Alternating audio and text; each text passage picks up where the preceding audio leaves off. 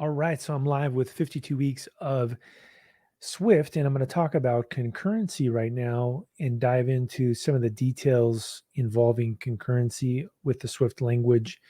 And the best place to start would be to share my screen. So I'm going to go ahead and do that.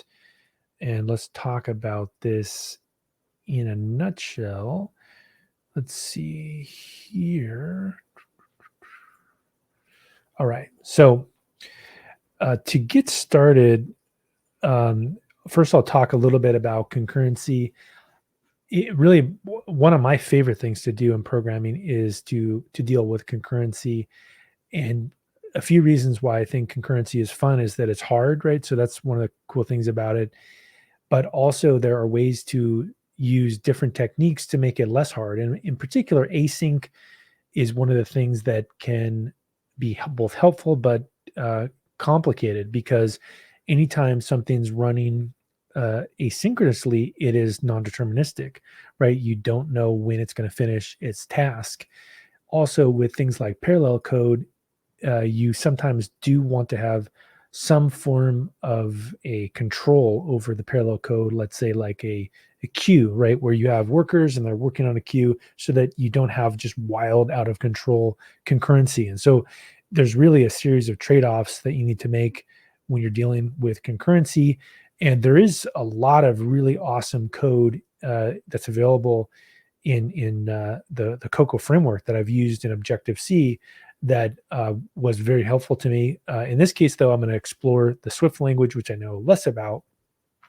I'm going to dive into some of these concepts. So potentially the first thing that I can do here is just make this larger. So make this maybe a full screen here, and we can kind of dive into the Swift language here.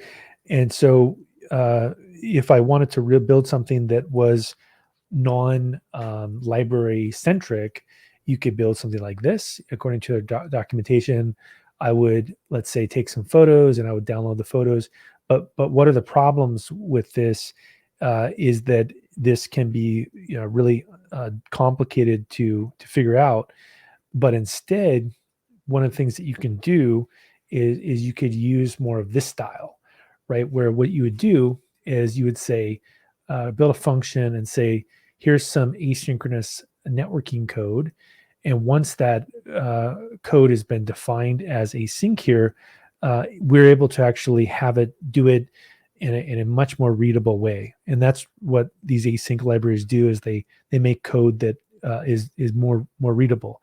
And so if we wanted to build something that fetches the names of all the pictures in a gallery, how would we do this? Well, we could go ahead and take this. We could say, let photo names await. So basically, go here, fetch all these things, and then go ahead and grab the results of those, sort them, and then finally go through here and download all of those photos. So basically, the list photos here and the download photo both need to make the network requests. And so this is going to make things more complicated. And so as a result, what we have to do is make those async. And so the rest of the code can keep running and they can wait for the results of that and then process the rest of it. And so in a nutshell, what does this mean? It means that the code would start running from the first line and runs up to the first await. And it calls the list photo in gallery function and suspends execution while it waits for that function to return. And then while this code's execution is suspended, some other concurrent tasks in the same program run. So in the example here, there could be a long-running background task that continues to update a list of the new photo galleries. And this code can also run until the next suspension point, which is the await. After the list photos in this example is able to run and return, this code would continue in execution at the starting point, and it assigns the value was returned the photo names.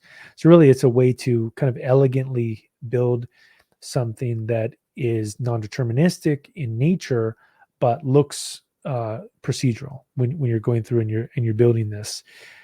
And so this is a nice style here.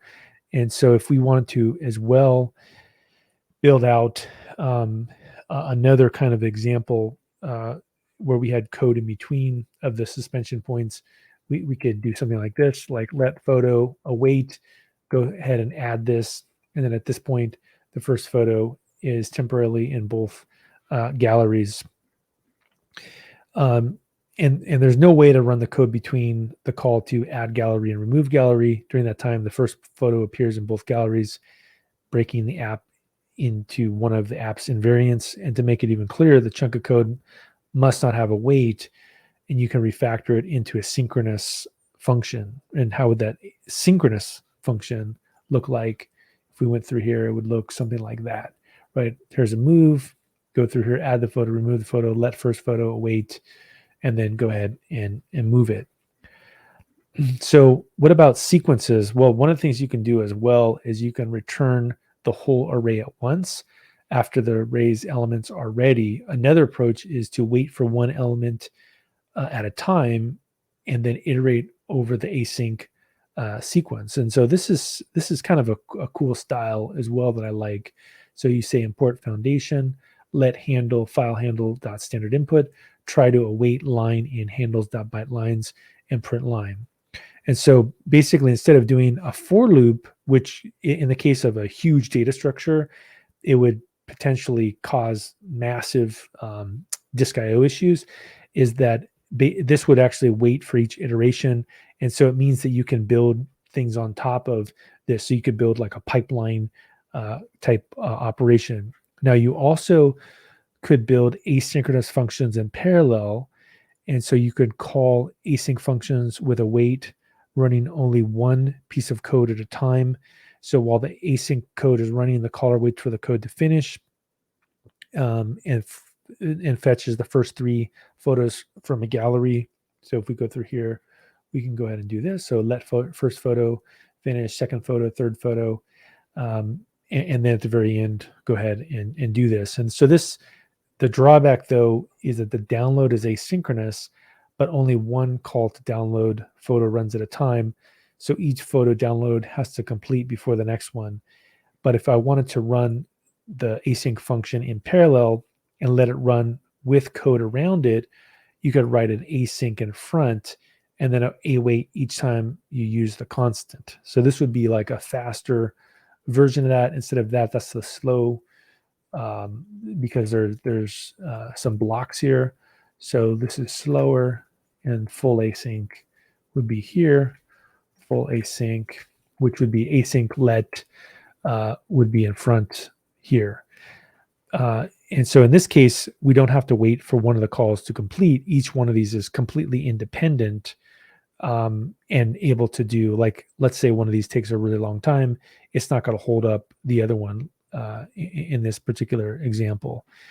And so the difference is that you have to call async functions with a wait when the code on the following line depends on the function results. This creates work that is carried out sequentially. If you call async functions with async let when you don't need the results until later, this creates work that can be carried out in parallel. And so you can use both await and async let.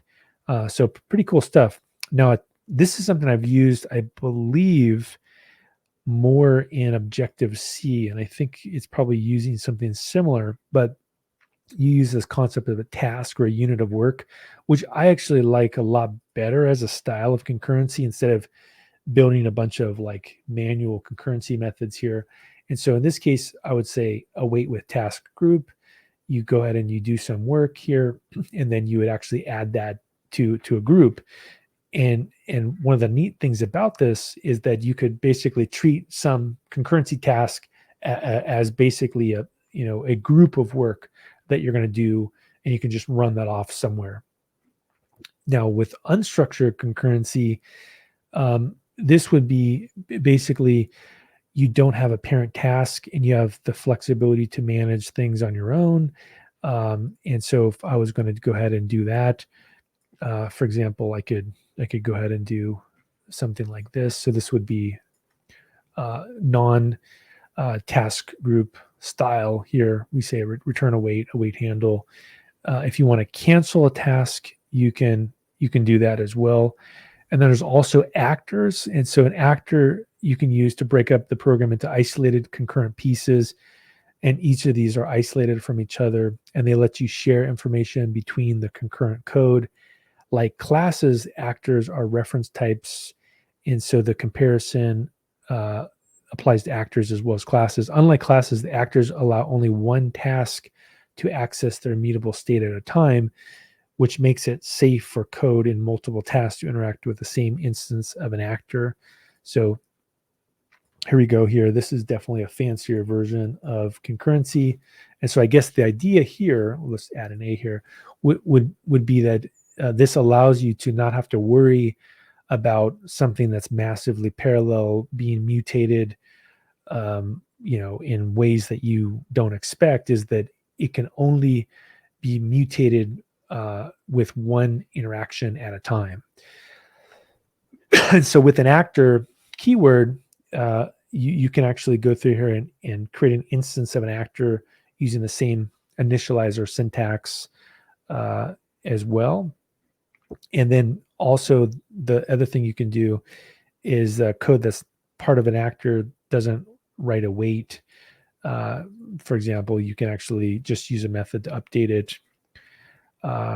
And there's also sendable types. So tasks and actors let you divide a piece into pieces, and you can run that concurrently as well, which is pretty interesting. So some types are sendable, like structures that only have sendable properties.